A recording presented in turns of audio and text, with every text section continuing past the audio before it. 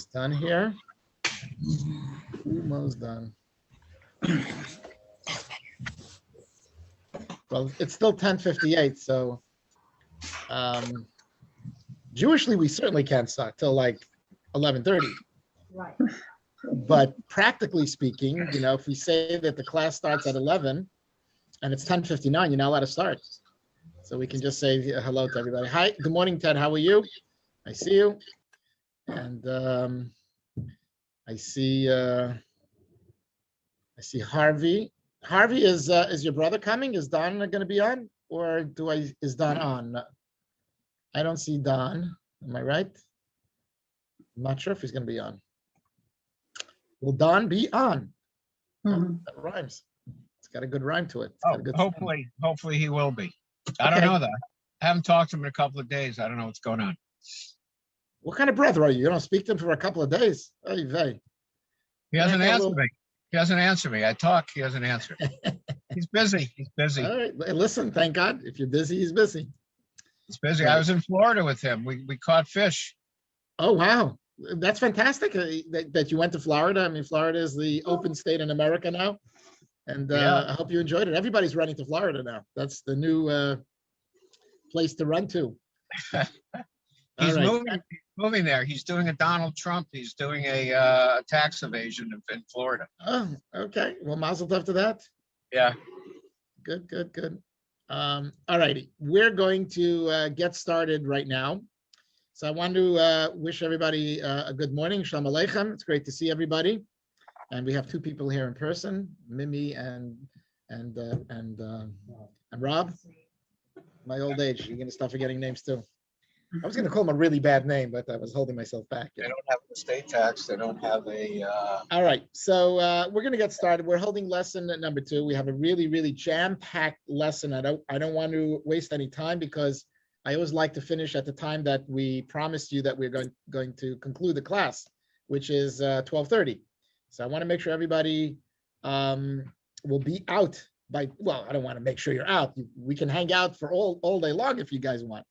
All right, so what I'm going to do right now is I'm going to mute everybody, and that way we won't get any feedback, so we'll be able to hear clearly what's going on. Now, if anybody wants to share an idea, if anybody wants to say something, just unmute yourself, and don't worry, you can interrupt me if I'm in the middle of saying something. If you want to correct me, if you want to add something, if you have a question, don't worry about it. It's a free-for-all here.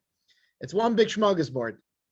All right, so lesson number 2 is titled Taking Leave, Our Evolving Relationship with the Departed. That's the title of the lesson today.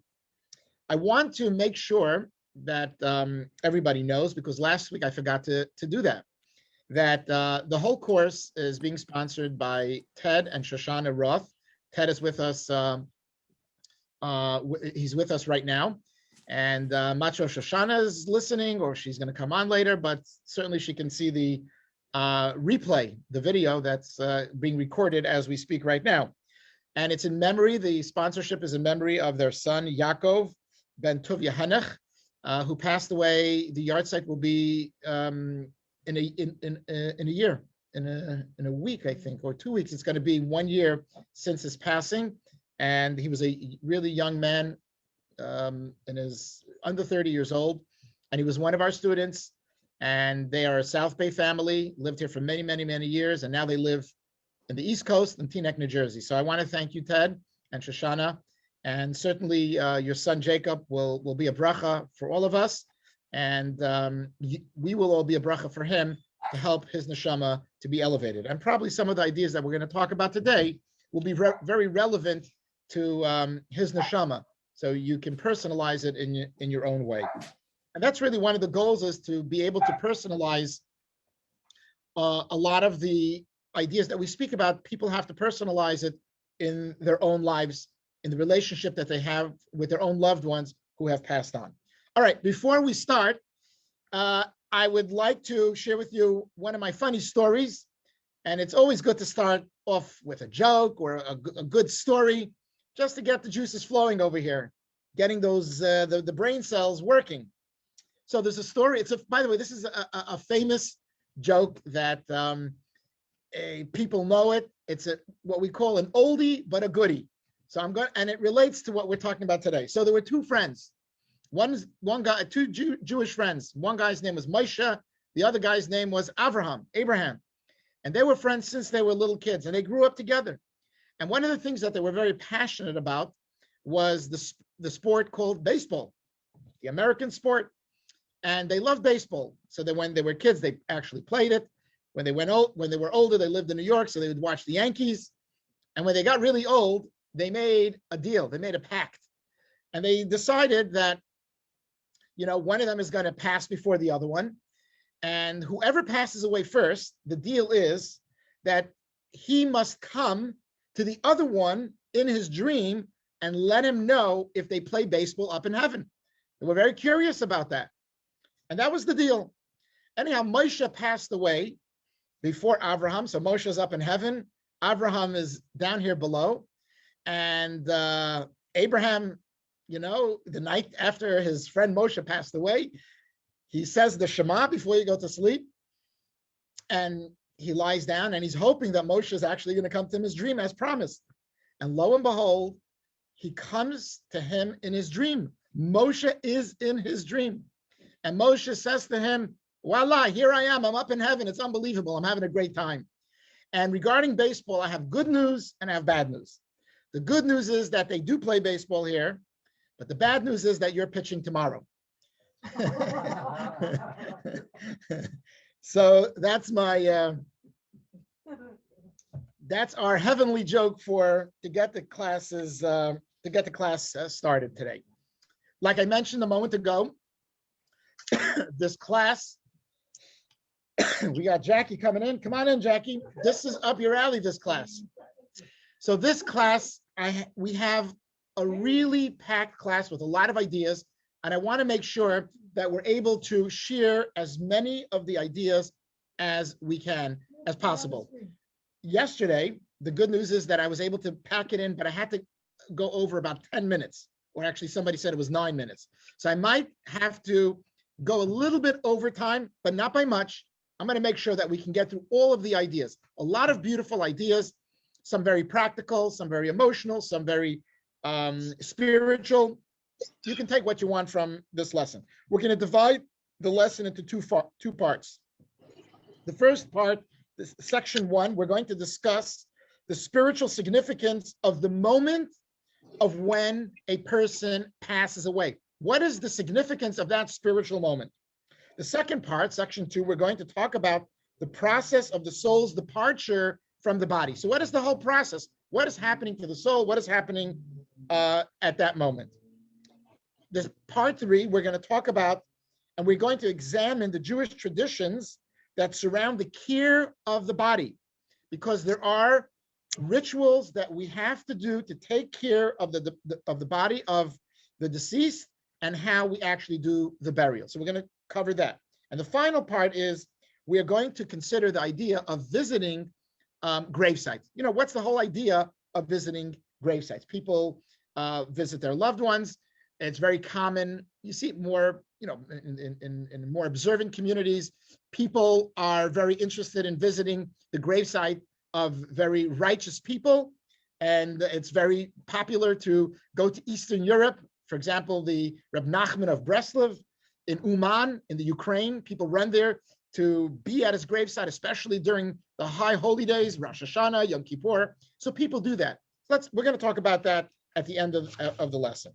Now, last week, we pretty much described the departure of the soul from the body. And what does that signal? That signals the new beginning. And that's why, as I mentioned last week, typically at funerals, I never talk about the death of a person. I talk about the transition of the person, because who are we? What is our essence? It's our souls. Our bodies and our souls are two separate entities. So the neshama, the soul, when it leaves the body, it is no longer bound by materialism. It's no longer bound by time. It's no longer bound by space. And it's like free to soar, to go to whatever high place that's eternal, that just goes on and on and on for all eternity, and joins the presence of godliness. That's where the soul goes. So it sort of unshackles itself and it becomes free.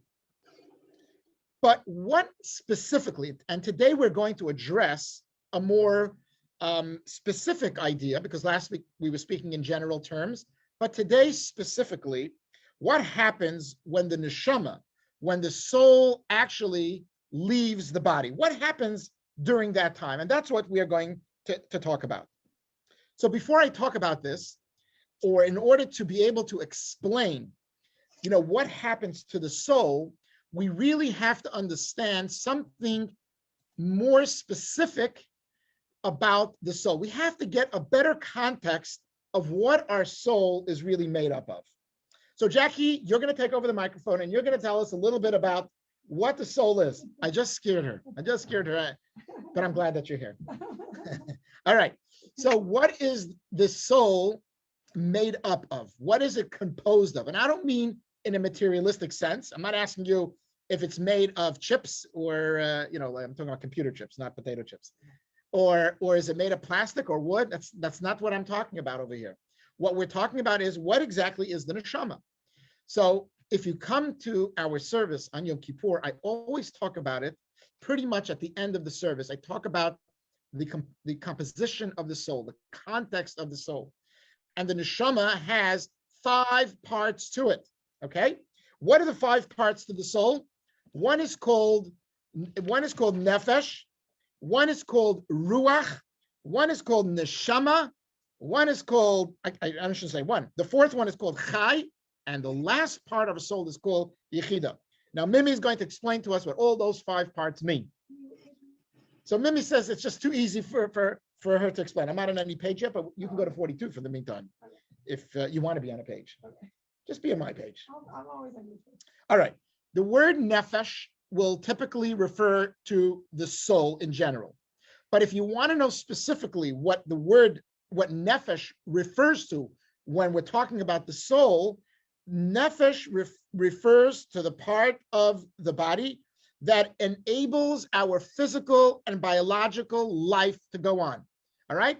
In order for us to be alive and to enjoy the materialistic and physical part of this world, you need to have a nefesh.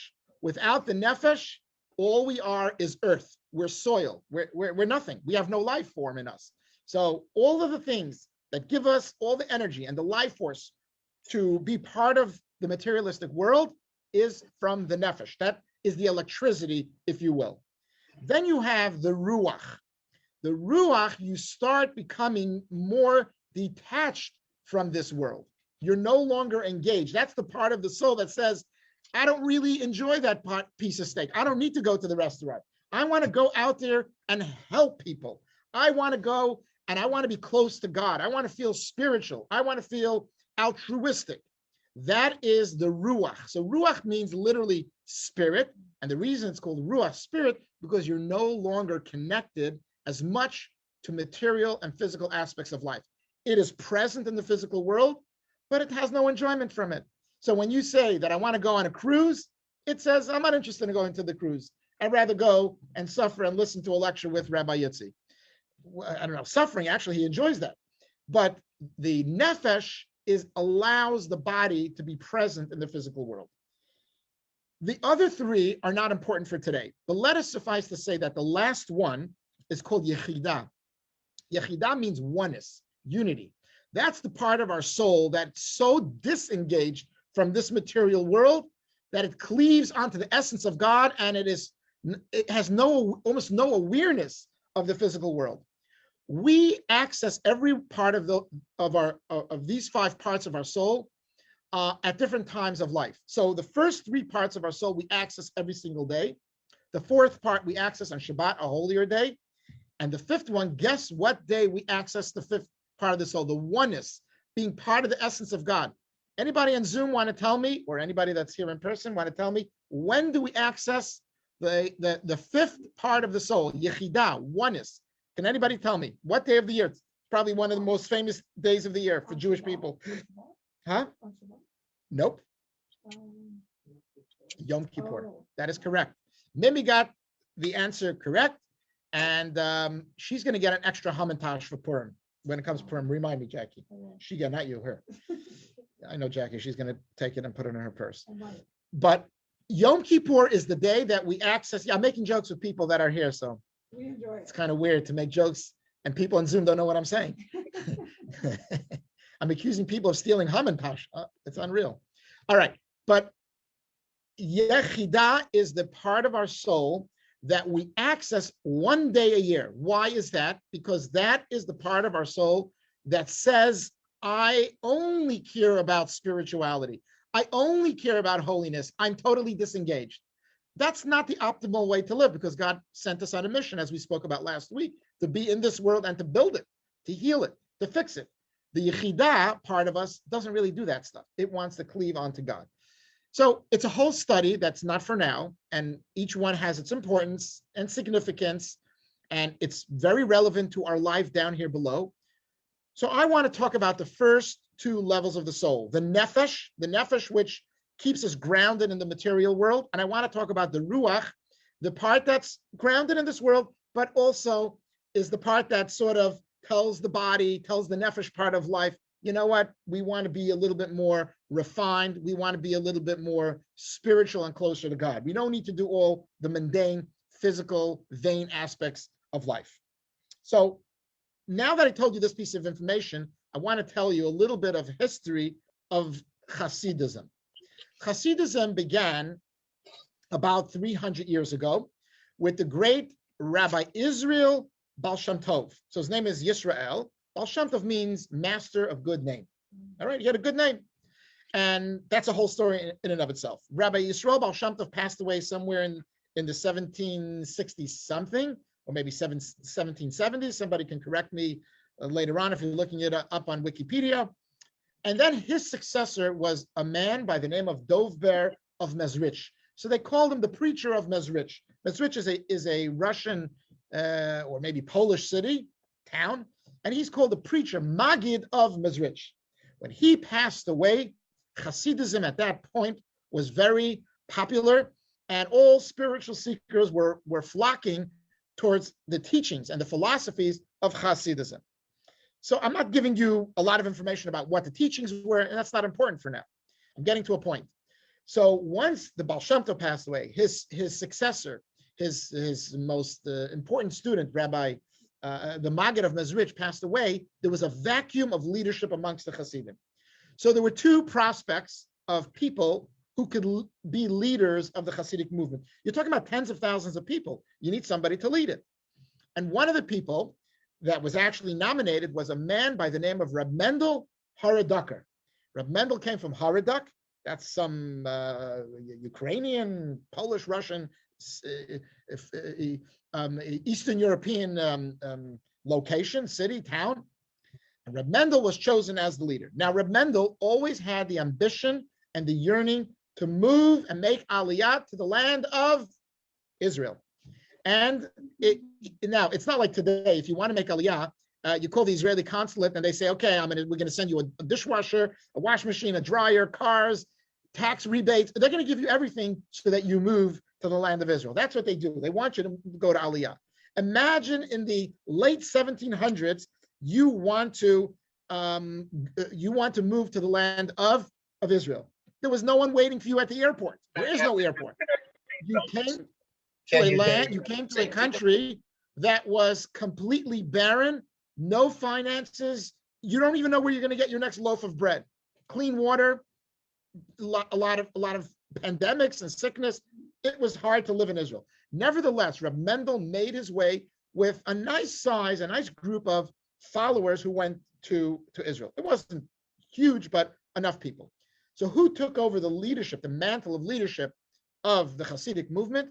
It was none other than Rabbi Shner Zalman of Liadi, who was the first Chabad Rebbe about 250 years ago. Okay, so now Reb Mendel is leading the group of Hasidic Jews in Israel, and Reb Shner Zalman, he is leading the Hasidic group where? In Europe, in Eastern Europe. And they actually were in communication, so they sent letters to one another. So Reb Shner Zalman knew exactly what was going on in Israel amongst the Jewish population however big it was at that time.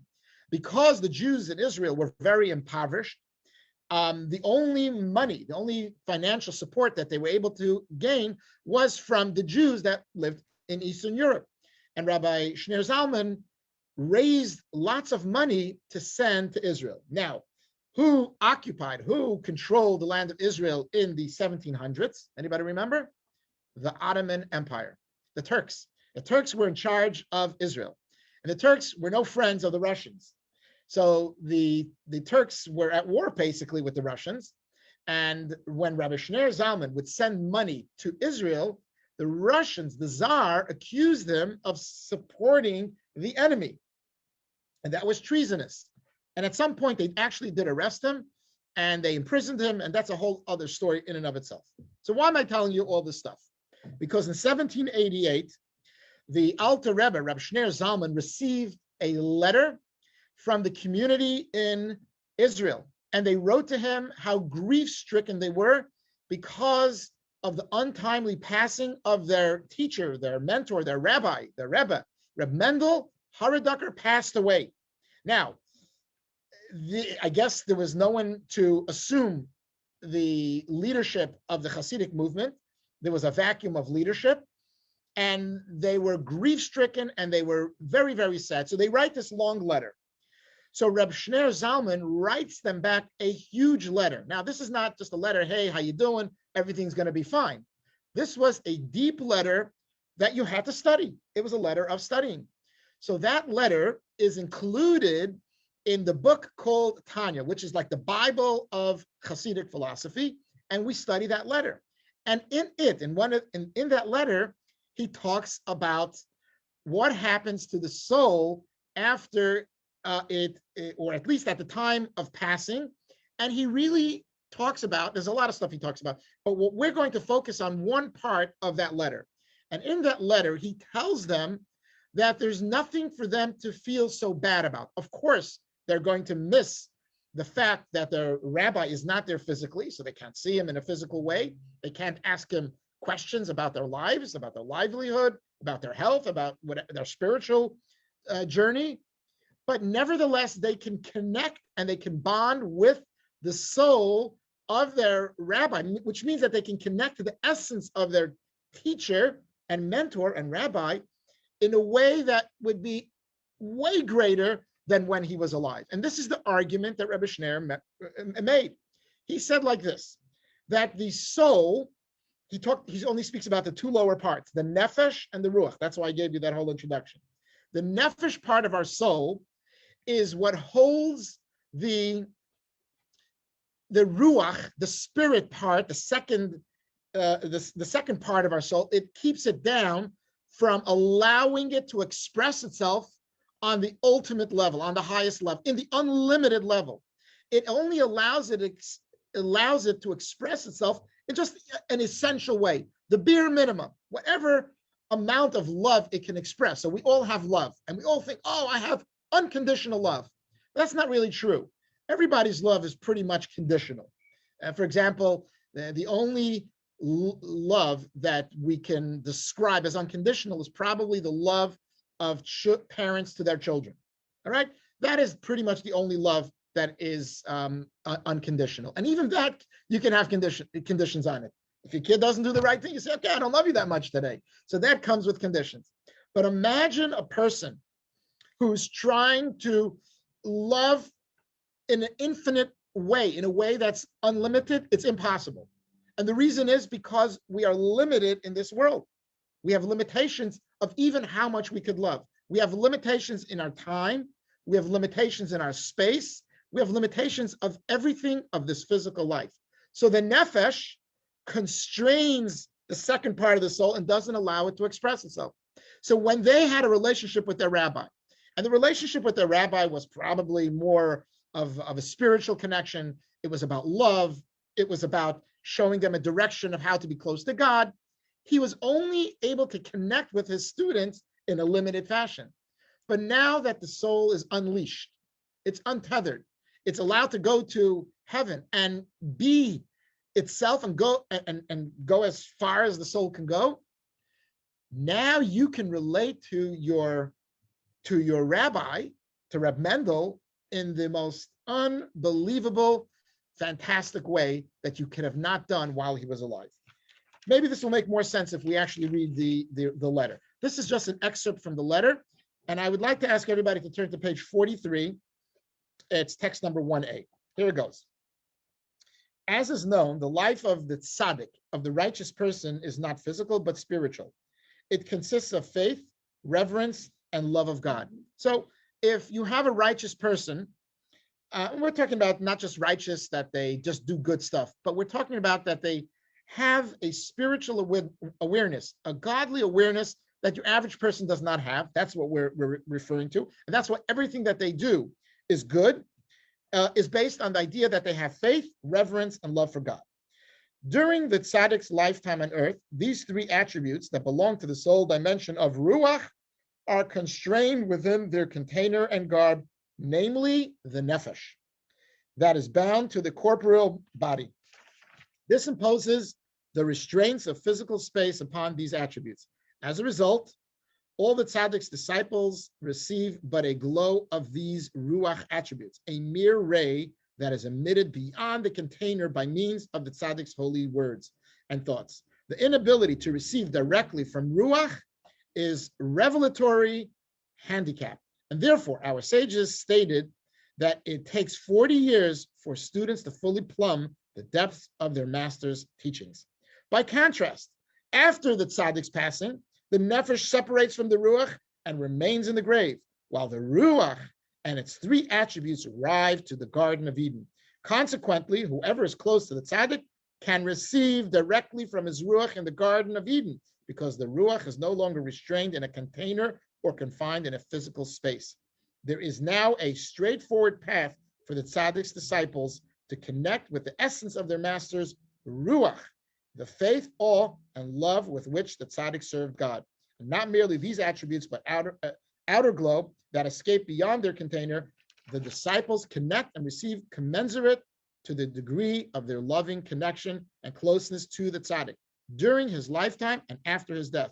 For the transmission of all things spiritual is always by means of great love. Now, it's really nice if you took this little reading and you read it over later on, and it will actually make sense. It's not that it doesn't make sense more now, but you'll be able to absorb it and have a greater appreciation for this if you read this later on. But that, in a nutshell, is what Rabbi Shneir Zalman was inspiring the Hasidic community in the land of Israel in 1788 when their rabbi passed away.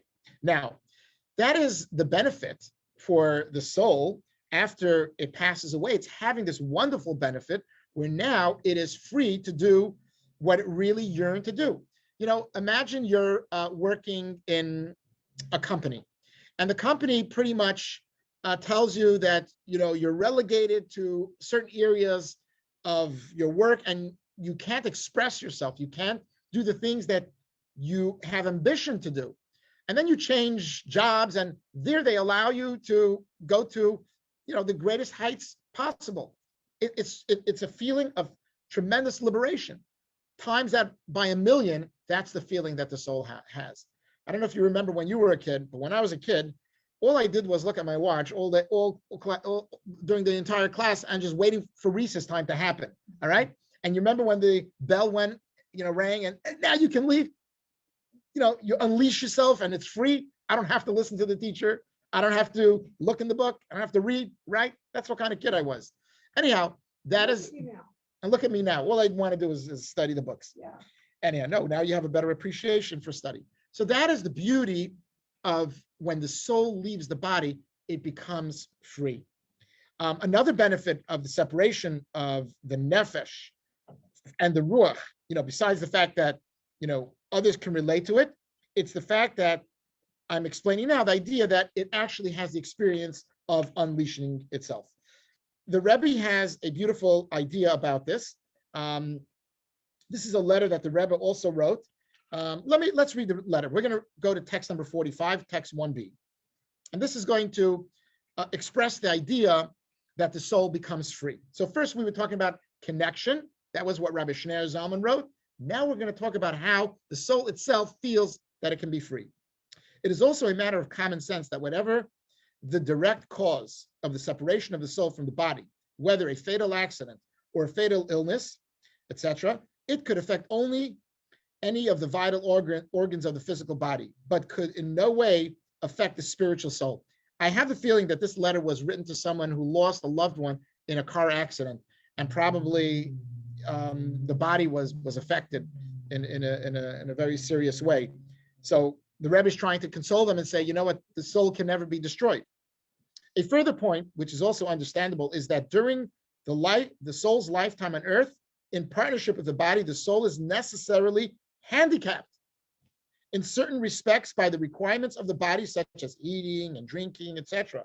Even the righteous, whose entire life is consecrated to God, cannot escape the restraints of life in a material and physical environment. Consequently, when the time comes for the soul to return home, it is essentially a release for it as it makes its ascent to a higher world, no longer restrained by physical body and physical environment. Henceforth, the soul is free to enjoy the spiritual bliss of being near God in its fullest measure. This is a very, very powerful idea. There is a scientific idea. It's called intentional blindness. I actually have a video of it, but I'm not going to show it right now because I want to save some time. But I'll tell you a little bit of what this study is all about. In life, we can only have a certain amount of focus. Having a conversation, so you and I, everybody, we're focused on each other's conversation. You're listening to what I'm saying, and I'm listening to what you're saying. But what if a third person comes in and starts talking about, the stocks? The person starts talking about current events, right? Would it be possible for our brain to be able to focus on both things? I mean, you might be able to hear here and there, but you cannot focus on both. It's either or. Either you focus on person one or person two. So the video has an interesting idea. It's called inattentional blindness, which means like this. They took two groups of people and they dressed one in white uniforms and the other one in black uniforms. And they gave them each a basketball. And they said, we want you to pass the ball from one to another. And when you watch the video, they ask you, we want you to look and count how many times did the white team pass the ball to one another. And usually if you look, you can probably count how many times the ball was passed. In that case, the number is 13. I can give you the number. But then they ask the people after you watch the video, did you see the man in the bear suit? He was wearing a suit that looked like a bear. Did you see the man? Almost nobody will have seen it. And guess what? The guy wearing the bear suit is walking right in the middle. And what we do is we replay the video. And guess what? He's right in front of your nose. But most people never see the guy walking with the bear suit. Why is that? That's because in this world, we're limited in our ability to concentrate, to focus on multiple things. That applies to every part of our nature, whether it's love, whether it's the energy that we exert, thoughts, you name it. It's impossible to be at all places at all times. That's what happens to the part of our soul called ruach. Ruach can be focused on multiple things at one time. However, when it is together with the nefesh in this world, it loses that possibility. So I'm giving you just an example of what happens to the neshama. The freedom that the soul experiences once it leaves the body is a tremendous, tremendous freedom that we can't even contemplate what that freedom is like. We can just get a glimpse, we can get an idea, a little flavor for that. So I thought it was interesting to share that idea.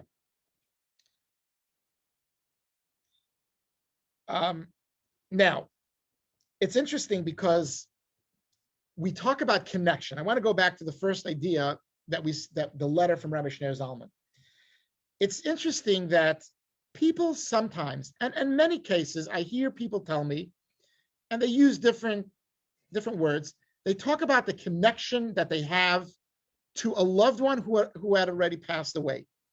And you have to wonder, that means They're not going out to lunch with them.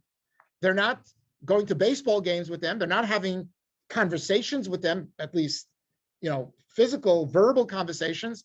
They're not sitting on the couch watching movies together, but there's an inner spiritual connection that's greater than before they passed away.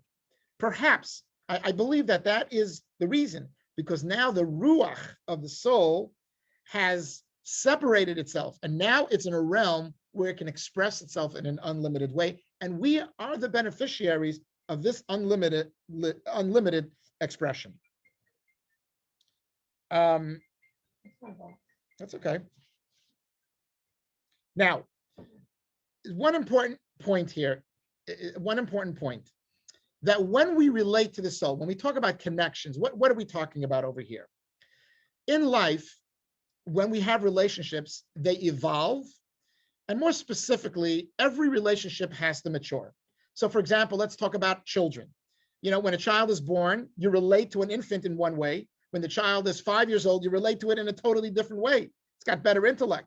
It's got a better hold on its emotions, not completely. When the kid is 10 years old, you treat it differently.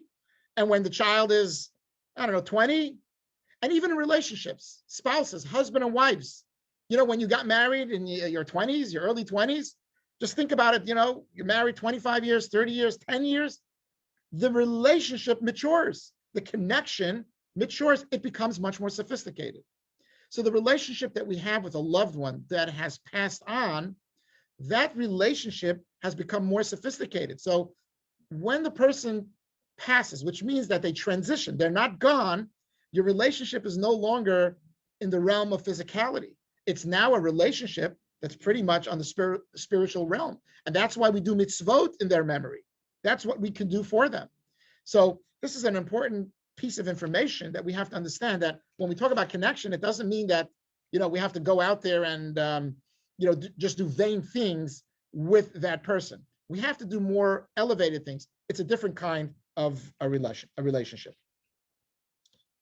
All right.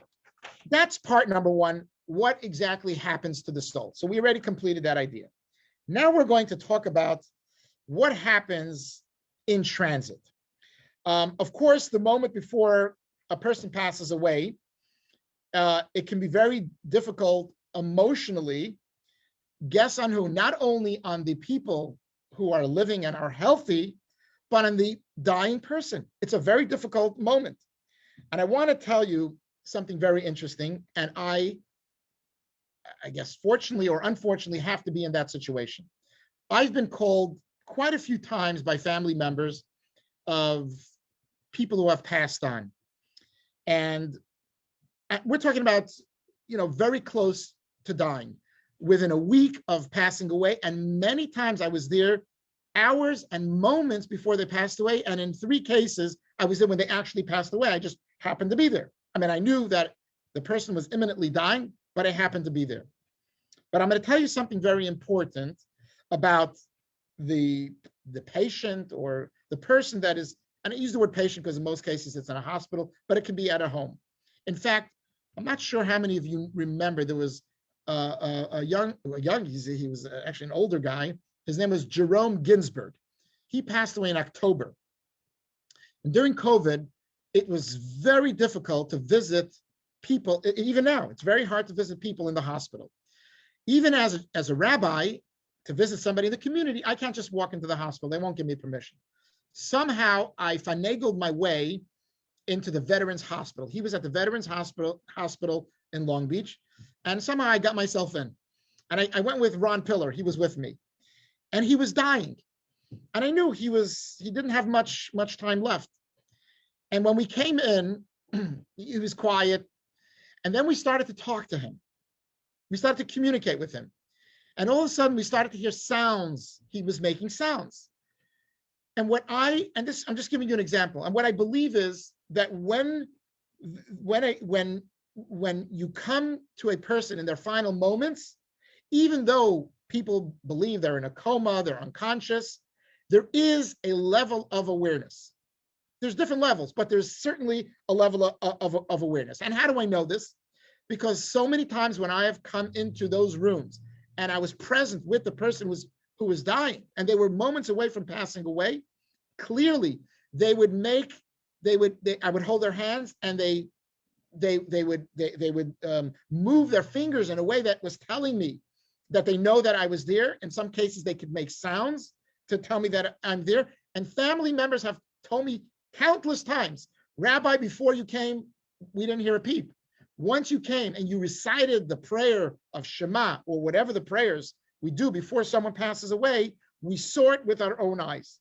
So I want to make sure people understand, before a person passes away, they have an awareness of their surroundings.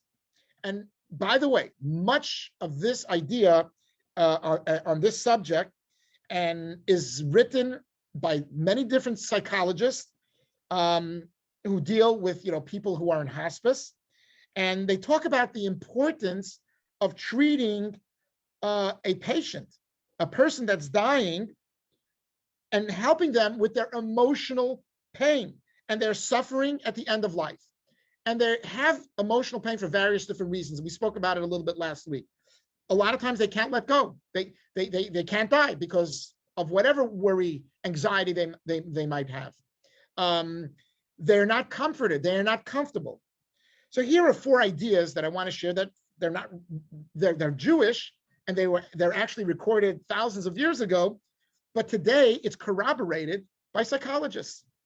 The first thing is open communication.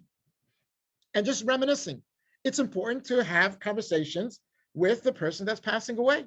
You can talk about random things. You can even talk about the reality of what's going on. And you can tell them the words that it's okay to go. And in many cases, when they hear those words, they do go. They don't hold on anymore. So open communication is very important. Physical contact. And this is the sad part today. During COVID, you can't have that physical contact.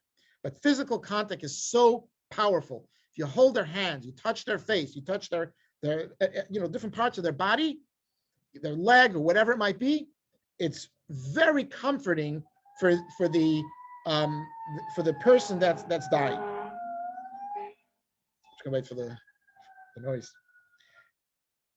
The presence of family and friends are super important. And I don't mean to bring the whole synagogue into the patient's room, but I'm talking about to the people that are significant, that are important in their lives. So you're talking about immediate relatives and very close friends. That's a very important part of helping the person to be comforted. Another beautiful idea is music. I've opened up my phone and sang Shalom Aleichem, or done a Shabbat song if it was on a Friday, or done other things to create a comforting atmosphere. So those are 4 ideas. And there's more things, but we don't have a whole lot of time. But these are important things for us to understand, because there is an awareness on the part of the person who seems not to be communicative. So they are cognizant, and they have some cognitive ability to have that awareness that you are present in their room. Now, when we talk about this suffering, so we spoke earlier that the soul is free, and it seems like the soul is going to be making a grand old party because now it can go back to its home and be unlimited and express itself in tremendous ways. But not only does the body experience physical uncomfortableness and emotional pain, but the neshama, the soul, also experience discomfort and a level of suffering. And let's see what the great book of Kabbalah, the Zohar, says regarding the suffering of the soul. Let's turn to page 47. We're going to do text number 2. Here it goes. Nothing is as hard for the soul as the separation from the body. Okay, so that's a very important statement, but we need to certify that that's a correct statement. Why would death be difficult and painful for the soul? Anybody have any ideas? Why? So what is the pain and the suffering that the soul is going through? So the human body is going through its own pain and discomfort. But what is the pain and the suffering of the soul? So I'm going to give you 3 ideas. There's probably more. But here are the 3 top ideas that are in the top of my head. the first thing is the idea of every transition, every change of life is difficult. People don't like to have a change of job. If your job is good, I don't want to change it. If you're a kid growing up and you're going to one school and then your parents move and they say, okay, you're going to another school, it doesn't feel good. I can tell you my own experience. When I went to fifth grade, my parents changed my school. Out of nowhere, I was in a new school. And I remember I was crying when I got home the first day. I was really upset about what was happening. So the idea of change, believe it or not, even though the soul wants to be up in heaven and all that good stuff, but the soul was sort of comfortable in this world. Sometimes we get comfortable in our, difficult situation. And now we have to change. So just like it was difficult to come in this world, it's having difficult to going through the transition and going into another world. Another idea is what we learned last week. How many people have I spoken to who have retired? We live in an engineering community, except for Rob. Everybody's an engineer. Not me. Oh, not you. Okay. What is he doing We don't let engineers into our, but I think, I wonder if we have any engineers. Well, I know Ted is an engineer. All right, I'm not going to say what everybody is, but engineers, Harvey, there you go. Harvey is my engineer. So, engineers work hard. They come up, they create a lot of stuff that I don't know what they're doing, but they're creating stuff. They tell me that it's going to benefit my life in a very direct way. I don't know, they're building planes and bombers and bombs and who knows what they're building or what they're not building. But a lot of people, they tell me, oh, I can't wait, till I retire and, I'll collect my pension, I'll go on vacations, I'll go on cruises, whatever, I'll have fun. So many times people have told me after they retire, they say, Rabbi, I don't know what to do with myself. I don't feel the sense of purpose. I don't have a sense of meaning in my life. I want to do something that's meaningful. And they're looking for, I don't know, to volunteer. In many cases, people go back to work or they'll become, what do you call it, the freelance consultants. They do that kind of stuff. Why do they do that? Because even though they're free to do what they want, but they are not living a purposeful and meaningful life. Guess what? The soul was created to work, and to work where? In the physical realm, in the material world. That's the whole reason why the soul was created. We spoke about it last week. So now that it graduates, it's told your job and mission is over. It's going up to heaven, and now it's going to collect its pension. It's going to be free, all those good things. But you know what it's pained by? It no longer has that sense of purpose and that sense of meaning. Yes, it's going to be a blissful life, but that part of the soul's life, it has been taken away from it. That is a cause for it to be pained by its experience of transition. And then here's an interesting idea. How many times do people are in a relationship? It can be a friendship, but on a deeper level, spouses, they're always fighting, always arguing, but they can't leave each other. Opposites attract. They're polar opposites, but they can't separate from each other. No matter what, it's not even a thought that they would ever separate from each other. Believe it or not, the soul and the body are complete opposites. One loves going to the restaurant and eating steak, and the other one loves to go to synagogue and pray. They have nothing in common, yet they've formed a bond, a connection that's unlike anything you've ever seen. That is sad for the neshama. The neshama feels that kind of a pain when it has to leave the body. Okay, let's continue and let's talk a little bit about the process of the neshama, the soul, disconnecting from the body. Now, it's a very shocking experience for the soul to leave the body. So we don't tell the soul and kick him out, and it's just traumatizing for the soul. It's a gradual transition. So we have 4 stages to this transition. You have what's called a 3-day period after the passing of the person, the 7-day period, the 30-day period, and you guessed it, the 12-month period. Now, we in this world, the people that are alive physically, also we mirror that transition as well. Let's read text number 3, page 49. For 3 days, the soul hovers above the body, thinking that it can return to it. After 3 days, when it sees that the body's face has changed, it leaves the body and departs. We all know that, sadly, when a person passes away, the body decays and it does not look fresh and vibrant. It's not a pleasant sight to see. So for the first 3 days, the soul, even though it's going to experience bliss, it's going to experience happiness, but it doesn't want to leave. It keeps returning. It's having a hard time to leave. We too, by the way, people who have lost a loved one, in Jewish tradition, we don't really offer much words of comfort. We wait till after the 3rd day, because the most painful time is the 3-day period, the first 3 days. All right, so that would be the first 3 days of the Shiva period. Let's read text number 4a, which speaks about the 7 days, the Shiva. For 7 days, the soul goes from the house where it lived to the grave, and from the grave back to the house, and it mourns its body. After 7 days, the body is subjected to its fate, and the soul ascends to its place.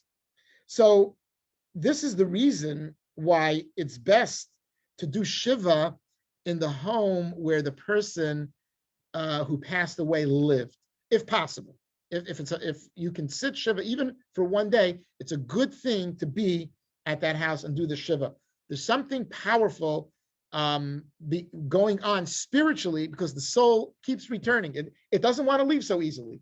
And we allow the soul to transition itself. I'm going to tell you something interesting when I do funerals, and it's not my idea. It's been done probably for thousands of years. When we carry the casket from the hearse to the gravesite, today we're not doing chapel services, but before COVID, we did a chapel service, then you did a gravesite. But today we're doing a gravesite. So you carry the casket and you bring it to the grave. So we don't bring it in one shot. That means we don't just carry it there. We make 7 stops. What is the symbolic meaning of the 7 stops? It's a few ideas. Number 1 is we're being there with the soul. We are escorting the soul, because we know that there are 7 heavens. There are 7 general heavens. And we're helping the soul get acclimated, get accustomed to the transition, going from one heaven to another heaven and going back to where it's supposed to go. So that's what we do. That's a side thing. And the reason I'm pointing that out is because in Shiva, when we sit Shiva and people visit the home, you're helping the soul to transition to those 7 heavens as well. That's what the 7 heavens are all about. Let's read text number 4b. That represents the idea of 30 days. Here's the reading. For 30 days, the soul and the body are judged as one, and thus the soul is located down here on earth. After that, the soul ascends while the body erodes in the earth. So that's the 30 days. Then you have the final stage that really lasts for 12 months. And for 12 months, text number 4c, page 51, for 12 months, the body still exists and the soul ascends and descends. After 12 months, the body becomes null and the soul rises and no longer returns. So that is the idea of saying Kaddish. Kaddish is really helping the soul to be able to ascend to higher and higher points of its heavenly abode, and that allows it to transition in a complete way where it no longer feels that it has to keep coming back. And then every year we celebrate the life of the person. By that time, the soul is already independent and no longer feels the need to come back down here. So what we see from all of this is, from these sources, that there is a process for the separation of the soul and the body. So people thought that that the soul was so happy and excited to leave the body. It's not so simple. It's not so true.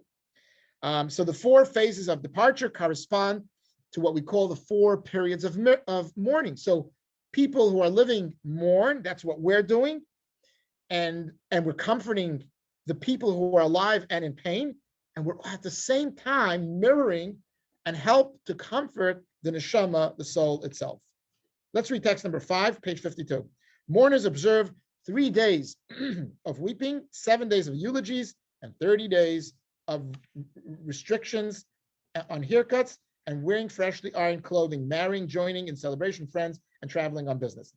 There are various different behaviors that we don't do, that we suspend when we are in the times of mourning.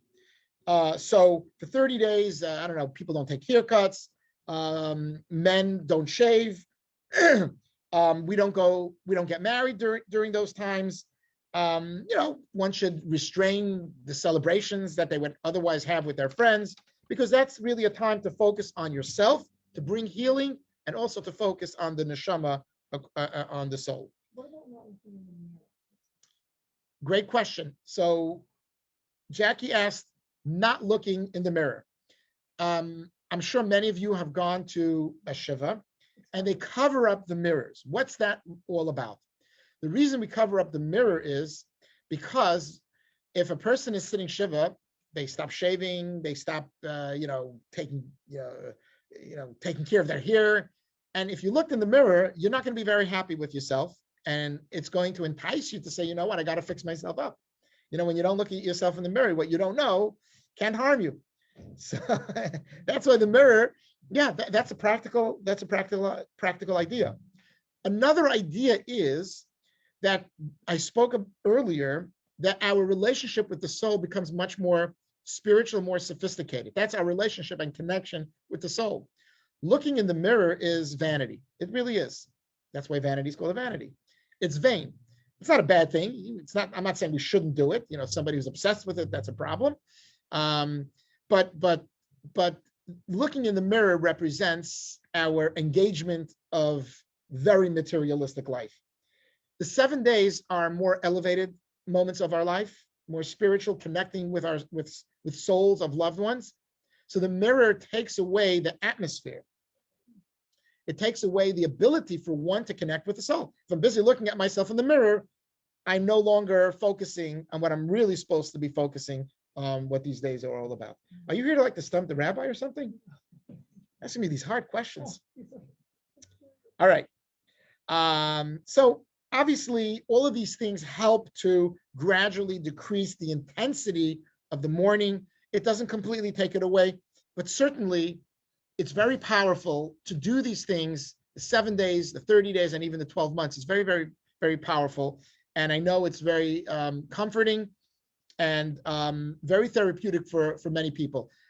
Yesterday, Victor Ross, who was mentioning that this is corroborated in different books, that psychologists have studied these things, that to go back to work, the next morning after the funeral of a really close relative is probably not the right thing to do for your own self on the emotional level as well as on the spiritual level.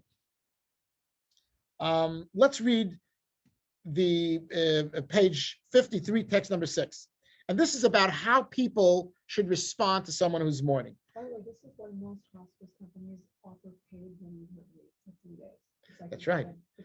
So Jackie works for hospice, and they give a paid leave for bereavement, but people only work for your company. I'd say 90%. 90%. Companies offer that. And I hope people take it. Yeah. It's a good thing. So now I want to talk about how we respond when we meet. Not when we meet, when we purposely go and visit someone who's sitting shiva, or if it's after shiva, you meet them on the streets. So there are a lot of things that we can talk about. This is not enough time to speak about every aspect, but I'm going to tell you one big pointer. And most people don't violate it. And it's not like people are doing this on purpose. It's just something that people don't recognize, don't realize at the moment. And I've stumbled on this too. I've made a mistake about this as well. When we visit someone for shiva, you're there to give them your full attention, to make sure that they understand and they know that you're there for them, that you are truly there, you're genuinely there to support them emotionally. You're there to support them emotionally and spiritually. So what are you supposed to focus on? You're supposed to focus on them and their loved one. So you can talk a little bit about an anecdote, that maybe happened with you and that loved one, to tell them how much you miss them, and to talk about your understanding that they're in pain. You don't know exactly what their pain is, but you understand that they are in a point of life which is very painful to them. That the focus on the person who passed on and the person who is grieving is the most important thing. So here's the mistake, the blunder that many of us make. So people will come in and say, oh, when my relative passed away, let me tell you what happened.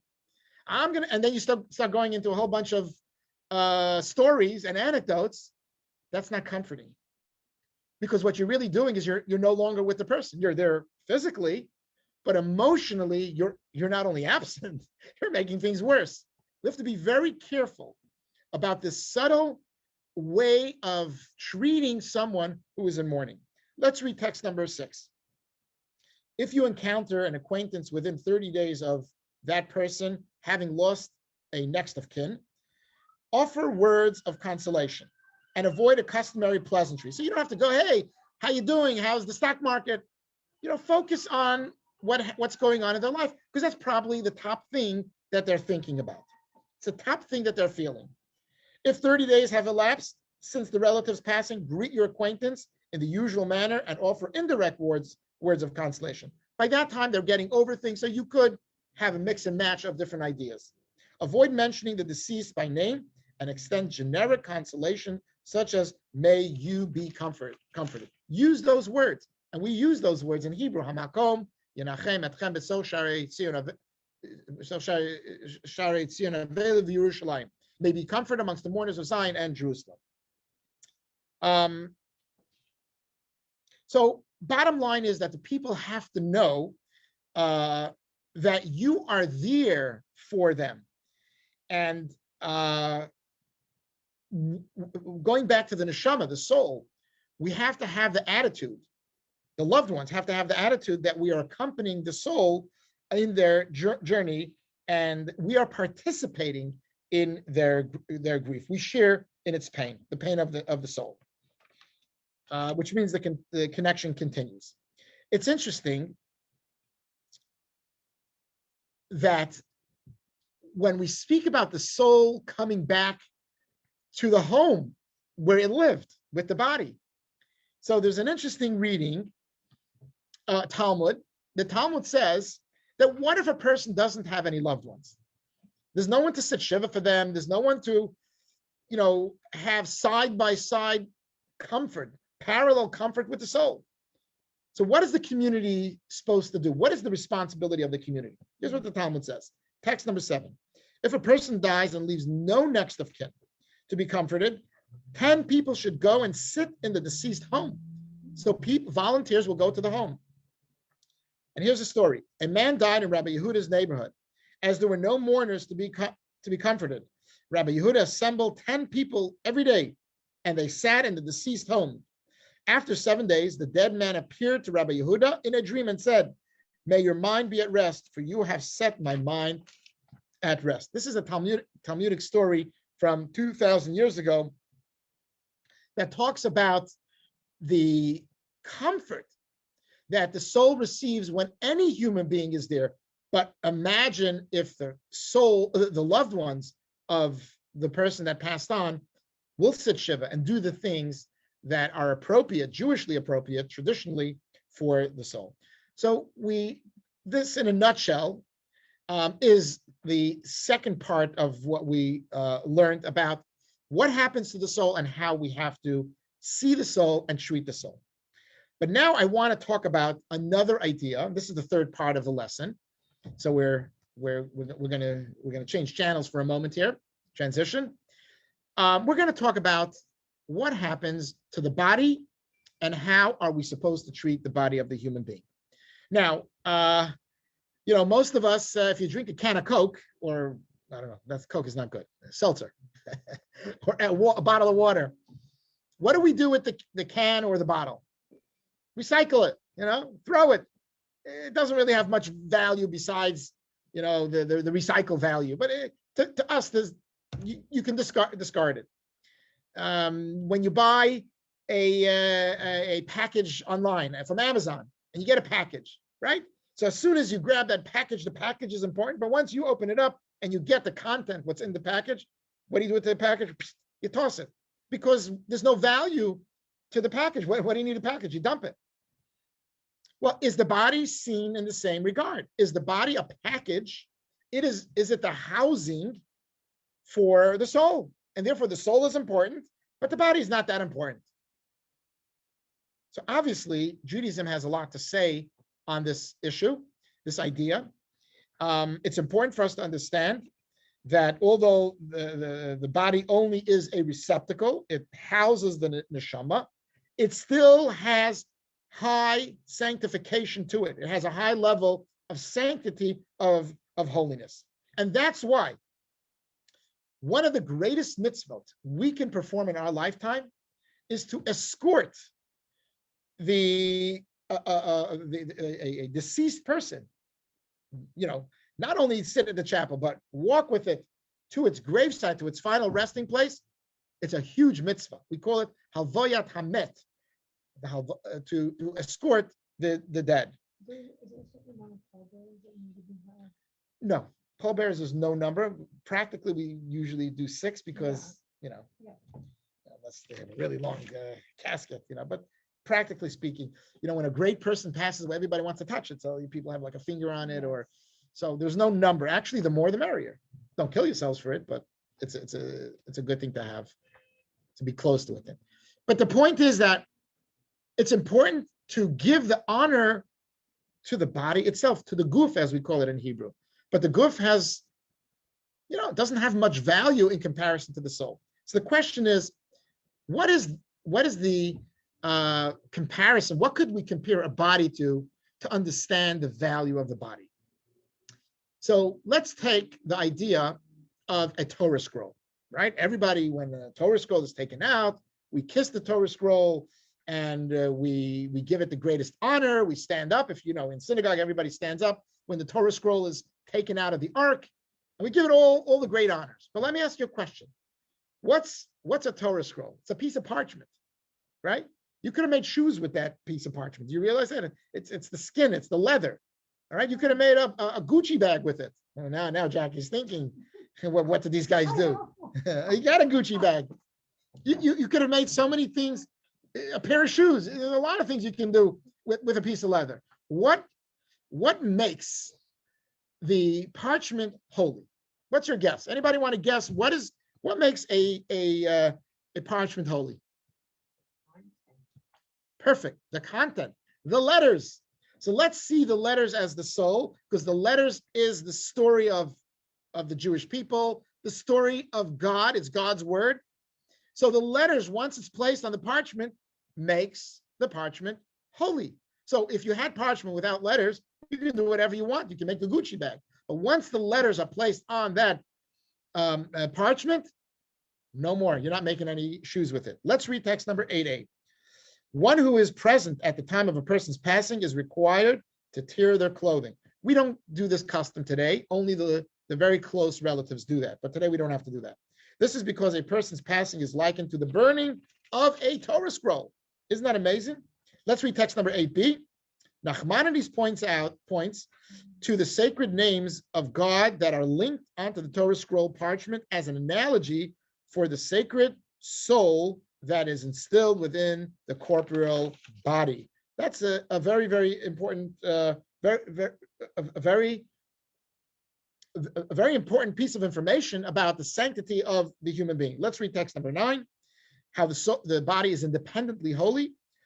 All who tend to a corpse must be aware that they are handling a holy entity. The human body is more than simply a sheath of sacred entity, a tool that serves the supernal soul. Rather, it has itself become sanctified with an independent holiness similar to a Torah scroll. Now, in all Jewish communities, they have a group of Jewish people. They create a society. And this society is called the Chevra Kadisha. They're called the Holy Society. Their sole job and mission in life is to take care of the dead. So when someone passes away, they know what to do with the body, but most importantly, not only in practically know what to do, but they know how to bring a dignity and honor to that body. So they make sure, God forbid, it doesn't get desecrated, and it is treated very delicately. They don't just treat it like it's a lifeless body and you can just push it around. Unfortunately, believe it or not, people who work in mortuaries and in hospitals and morgues, they treat lifeless bodies pretty much like other things. But the Chevra Kadisha, their job is to bring sanctity and honor to the person. Third and last Sianig, I have to think about that. I have to think of it. It was the one at Santa Monica Boulevard. When the Chevra Kadisha is preparing the body, they wash the body and they put on the shrouds. They don't make casual conversations. So they're not sitting there and talking about news, or they don't say anything they don't need to. They just talk about what they need to do. So their presence is focused and showing honor and dignity to the body. At all times, they keep the body covered, to give it honor. Its private areas are also covered, and when they wash it, they do it in a special way to keep it dignified. And you never place the body face down. And here's an important part that they do. They always guard the body. It's called a shomer. The idea of a shomer, there's a lot to talk about. And because that has to do with, there was a certain time in life where historically, people would steal cadavers. There was a lot of money to be made. The whole story how people would, in the cold weather, they would secure the bodies, and then in the summertime, they would actually go out and bury the bodies. The whole story about that. But in another sense, the idea of guarding the body shows that you're not just saying, oh, we can leave the body, it has no importance. It brings importance to the body.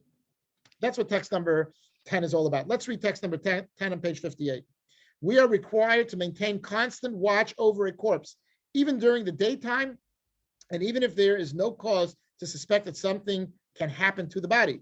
Those who maintain watch are actively performing a mitzvah, to the extent that they are meanwhile absolved from many other mitzvot, such as reading the Shema and reciting the prayers at the appropriate times. We maintain a watch over the dead out of respect, for if we were to leave the body alone, it would appear as if we have abandoned it like a utensil that we no longer require. So this is another way in which we bring honor to the body. Now, every part of the body is sacred. I don't know if you've ever heard of an organization in Israel. It's called Zaka.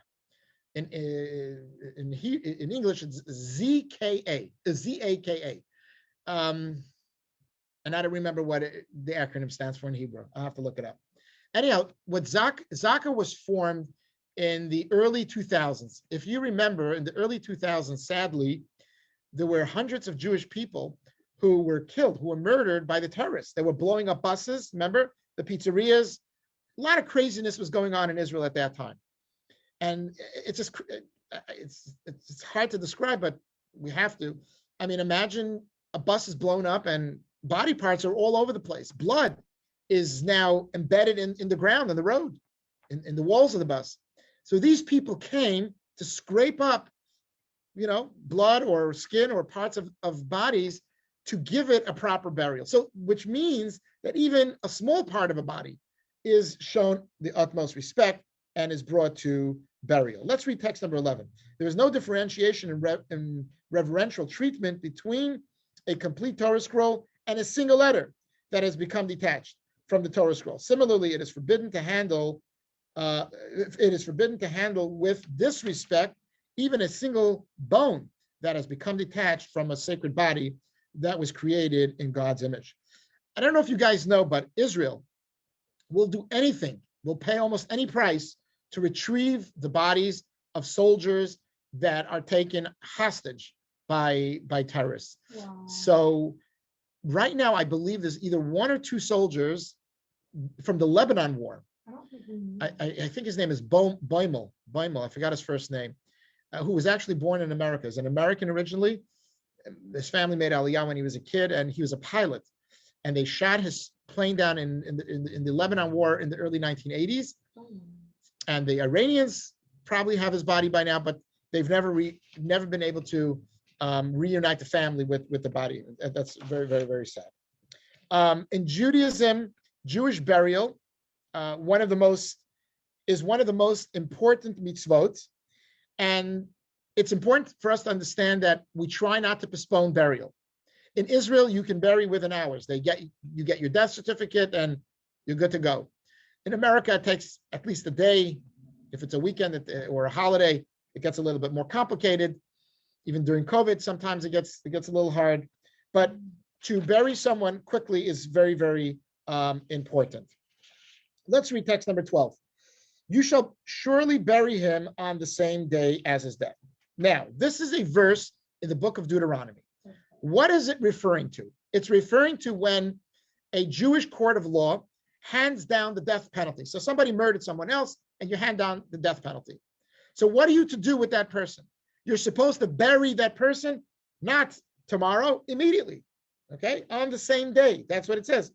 By Yom Hahu, on that day, you should bury the person. That's how we know this idea. So this is not from script, from Talmud. It's directly from the Torah. The Torah states that idea. Now,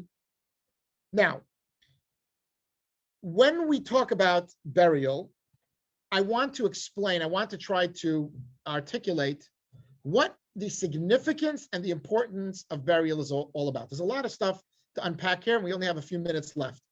So I want to talk about the idea of burial, and I want to contrast that for a moment with the idea of cremation. Cremation has become quite popular in our times today. I'll give you some numbers in a few seconds. But why do we have to do burial? Why can't the person say, let me do cremation? The most important reason is because secular or conventional wisdom will tell a person that who owns your body? You own your body. And that has very big ramifications. You know, we talk about suicide, we talk about abortion. Those are arguments that are made. I own my body. I get to do what I want with it. Saying that you own your own body has its ramifications, and in some cases, it can lead to dangerous behavior. Okay? That's why monotheism, and specifically Judaism, argues that your body does not belong to you. So what's our relationship to our bodies? We are only custodians. What's the job of a custodian? At some point, you got to return that which you have custody over. Okay? So the Torah tells us you must return that body.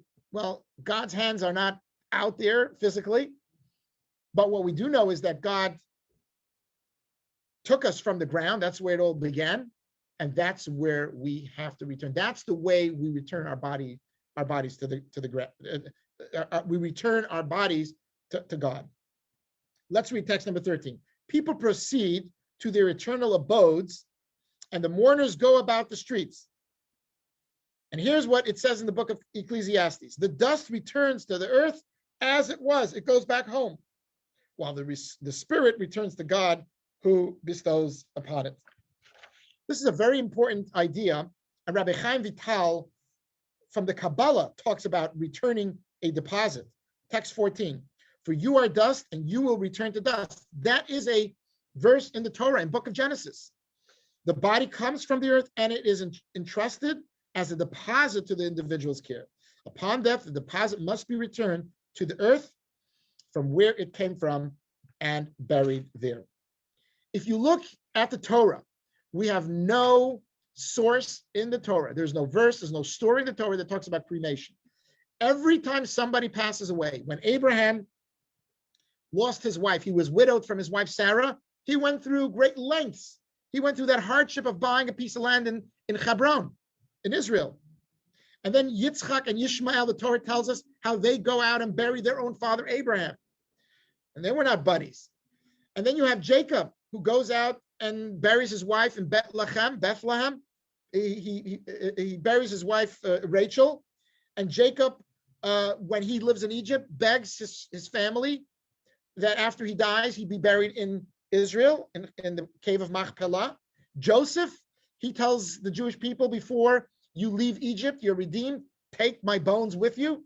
It means they all want to be buried. And that's a very, very important aspect about burial. It's what we have to do as Jewish people.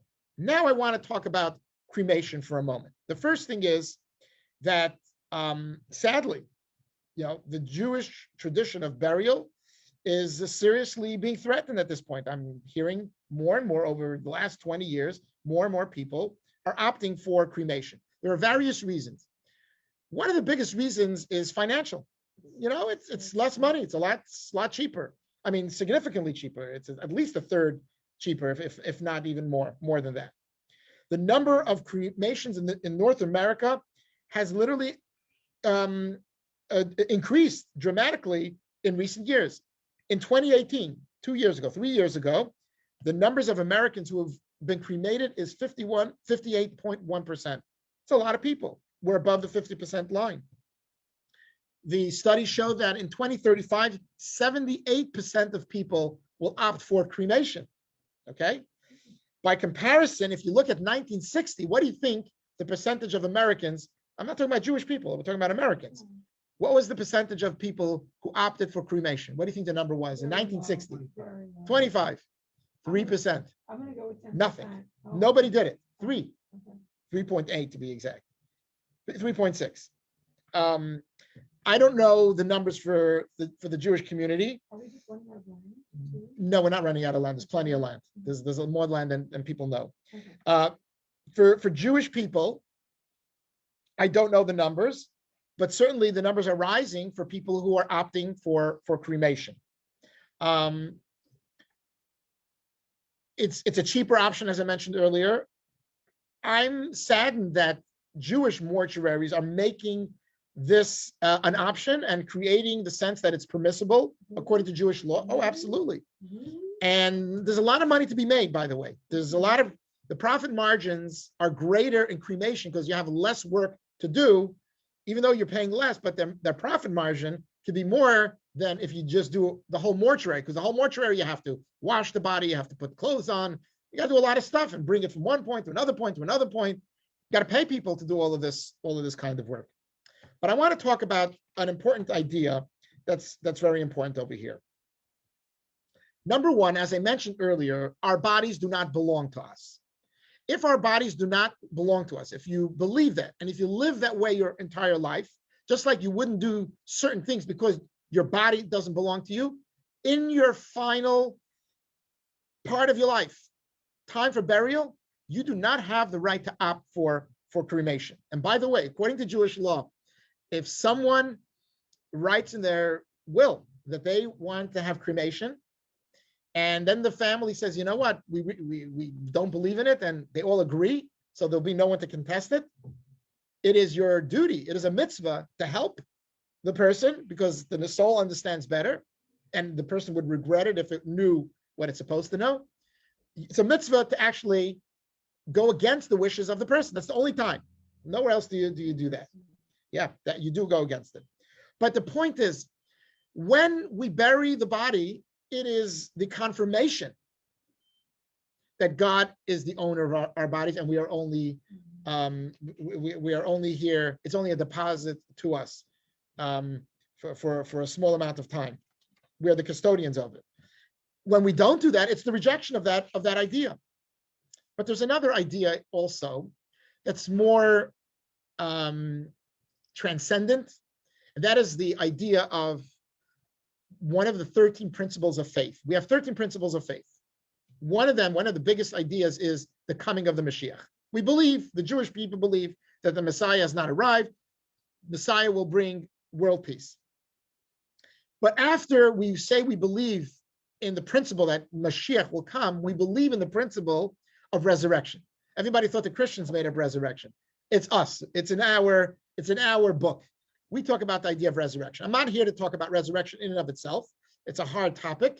It's something that's almost not tangible. I mean, how do you imagine people waking up from the dead? But nevertheless, burying a body is the affirmation that the Mashiach will come, because when you burn somebody, cremation is basically when Mashiach comes to resurrect something, it has to have some kind of remnants, something left from the body. If you don't have that, it says that person might not be resurrected. It might be resurrected in another body. A whole bunch of stuff the Kabbalah talks about, spooky stuff. But when you do cremation, you're basically implying the following statement. You're rejecting God's ownership of the body. You're rejecting that the body is holy. And you're rejecting the belief in the idea that there will be world peace one day. And I want to mention one important idea that's not really something that speaks to scripture, to Torah. It's not my thought. I've heard this. So I don't know what the source of this is, so take it or leave it. But when you speak about the burning, cremation is about burning the body. And if you want to use a better word, the true word is purging. It's a purge, all right? The purging of the person's life. And here's something very beautiful. One of the ways that we know, Lisa's asking a great question about the Holocaust. And the answer to that, and that's discussed. There's a lot of modern day rabbis have discussed what happens to the bodies of the Holocaust. It's a great question, Lisa. Very good question and very important question. The answer is yes. And there's not enough time to really talk about, but I do want to talk about what the Nazis did in a moment.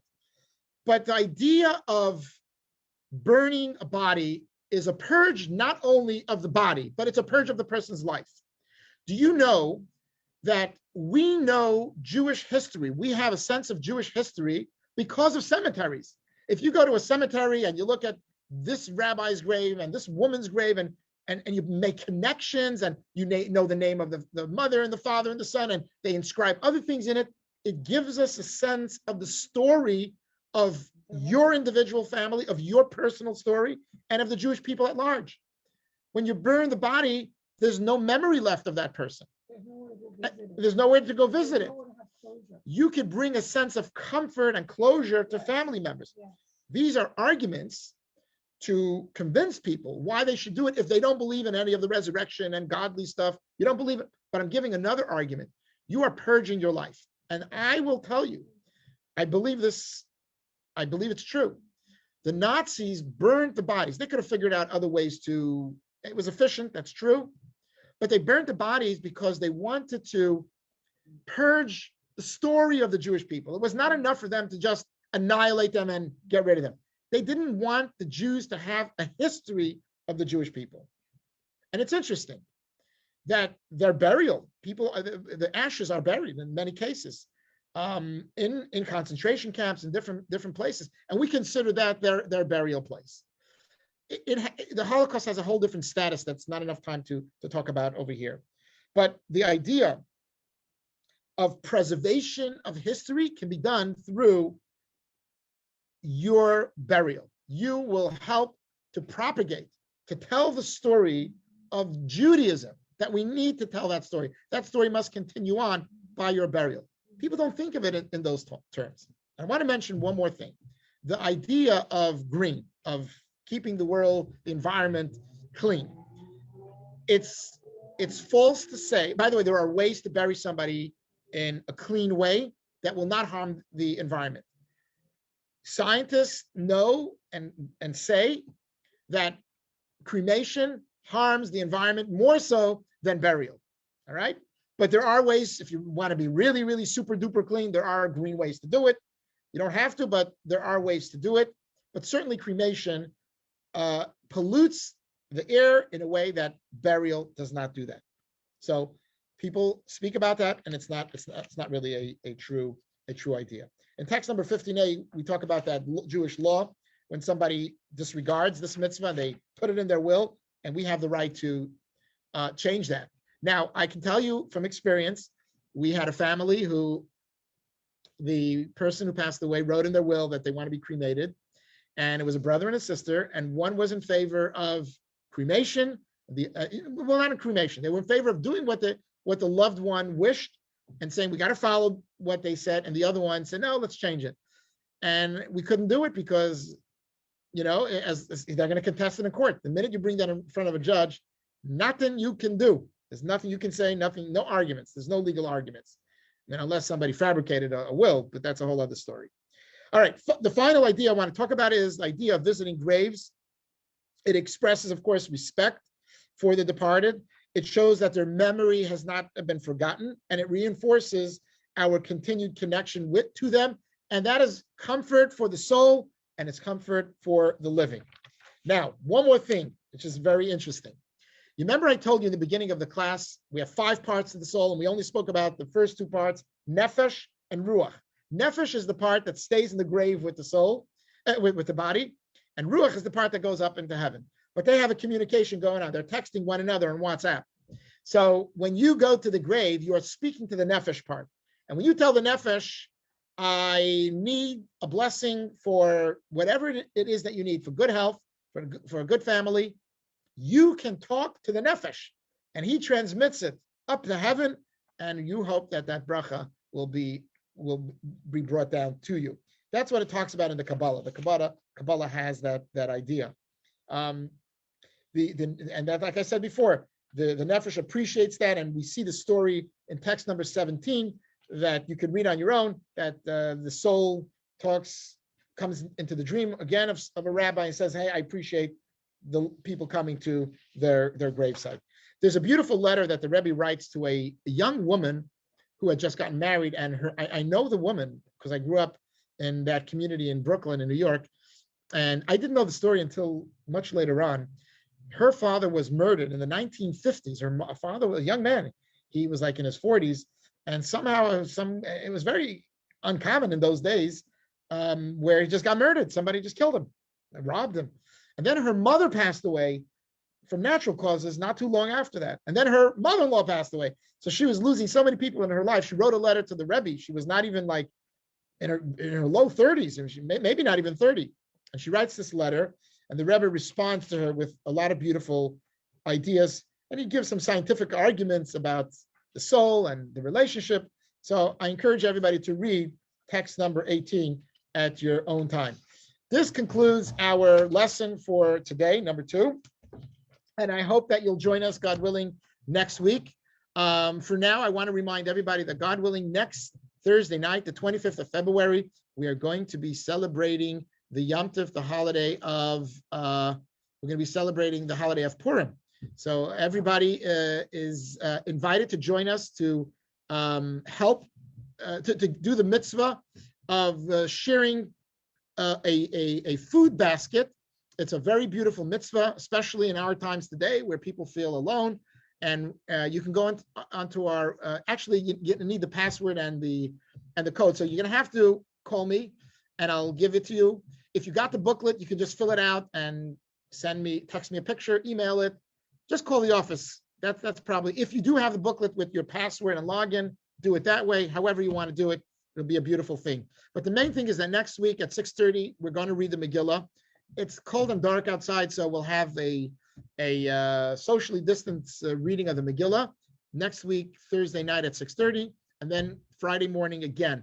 Also, between 2 and 4 o'clock next week, you're all invited to come with your cars in the Chabad parking lot, and we're giving everybody a little Purim Shabbat treat, and that's our way of bringing people together to celebrate Purim.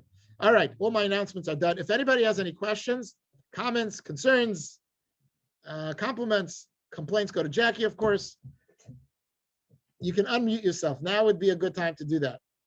Rabbi, Yes. I thought it was a great class. The part that I really wanted was the part about visiting the grave. And unfortunately, there was only one sentence. That's okay. It's at the end. Right, But right. my brother, when we went to Florida, me and my brother, we did a number of things up north, and then we went down to visit the cemetery because, you know, it was a Zoom funeral for my dad. You remember that, you were there, and we hadn't really seen it. And so, I felt like I didn't quite know what I'm supposed to do when I was there. So we had the booklet from the cemetery, and we said the prayer for a mother. You know that prayer, right? Yes. I want to tell you that, going to a grave, there's no set of rules what you got to do. But I can tell you now, Okay. meditation is a wonderful thing. Thinking about their life, experiences that you had with them, being grateful for what they have done in your life. Asking for forgiveness is very powerful. There's no set of rules. And then adding a prayer. And I'll tell you what I like to do. So let's say that your dad died at 99, I believe, right? 7, almost 7. Okay, I'm off by 2 years. So he would have been now 100. Would he have been 100 by now? My mom would have been. My mom died 2 years earlier. Right. So let's say your dad's age is 99. The point I'm trying to make is, you can get Psalms on your phone today, but if not, you can make a copy of it or bring the book itself, and you recite the year that they're entering in. So if your dad is entering his 100th year, you say Psalm 100. If your mom is entering her 101st year, you say 101. Those are, you can say Psalm 20. Psalm 20 is a wonderful prayer because it really speaks about how we can bring healing into this world. So you're asking their soul, their nefesh, their ruach, to intercede on behalf of you personally upon the world, to bring healing to the world. Those are powerful moments. And I can tell you, thank God my, immediate family members, everybody is alive and healthy. But I do go to the Rebbe's Ohel, where he's buried in New York. And I can't tell you what it does for me. It's hard to describe. I've taken people there, people who don't, think that they're such big believers, but there's an element, there's a feeling that a person feels more wholesome, person feels more confident, a person feels more that they can really engage this world and make this world really a better place, to bring more meaning in your life. Those are the things that could happen and should happen when a person visits the graves of a loved one. Another idea is that people visit grave sites before holidays, Passover, Sukkot, Rosh Hashanah, or the yard site is very important. Those are things that we do. It's fairly common. Not everybody does it, but the idea of meditation is your thing. It's what you want to meditate, and I feel that a person comes back, it's very therapeutic. Thank you. Yeah, you're welcome. Anybody else have anything that they want to share or ask? Now would be a good time, because otherwise Jackie's inviting everybody for lunch, it looks like today. Where's lunch today? Kosher, it has to be kosher, of course. All right, maybe we'll go to Flagstaff, Michelle. Can we go to Flagstaff, get a kosher lunch there today? We could be there in 8 hours. So we're looking at dinner now. I'm gonna bring a busload of Jews to Flagstaff. Any snow on the ground? Do you still have any snow on the ground? You have to unmute yourself. I'll take that as a yes. It snowed yesterday, so we still have snow. Oh, wow. Okay. It's about 32 degrees outside. Wow. Yeah. I think right now we have a bunch of cancellations for dinner tonight. And nobody's coming? You just said 30 degrees. They cancel on the spot.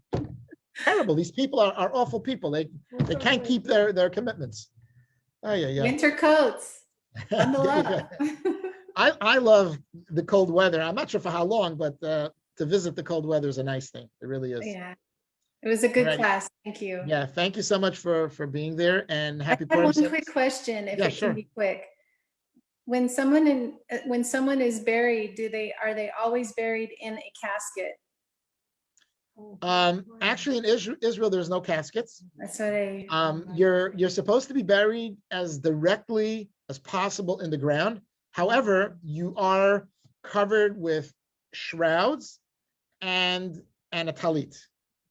So, but in Israel, there's no caskets. Nobody uses a casket in Israel. I thought it was pine. In America, we use a pine. It doesn't have to be pine, but we use something that's as cheap as possible. Not because we're cheapos. I like that rule, but it's because we're showing that the life no longer is contingent on engagement with physicality. So the soul doesn't appreciate a fancy casket. You can get one with gold and it does nothing for it.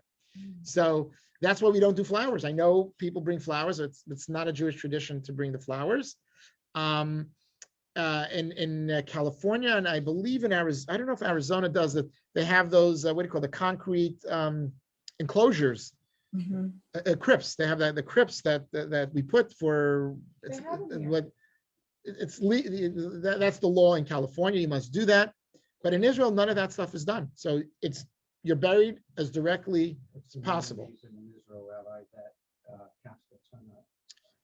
Because you're supposed to go back to the ground, and anything that separates you from the ground is, but the law is the law in America. And I'm going to tell you a secret that some people, Orthodox people in California, they somehow don't have not. I've seen it a few times. They sneak it in.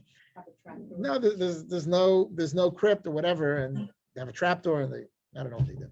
They do stuff. Those Jewish people, they find ways to get around things, loopholes. Always looking for a loophole. All righty. Anyhow, I'll see you guys very soon. And I want to wish everybody a happy Purim and a Shabbat Shalom. And yeah, I'll see everybody either Tuesday night or Wednesday morning. Either way. All right, Sei gesund, everybody. Stay good. Bye. All right, take care. Bye-bye.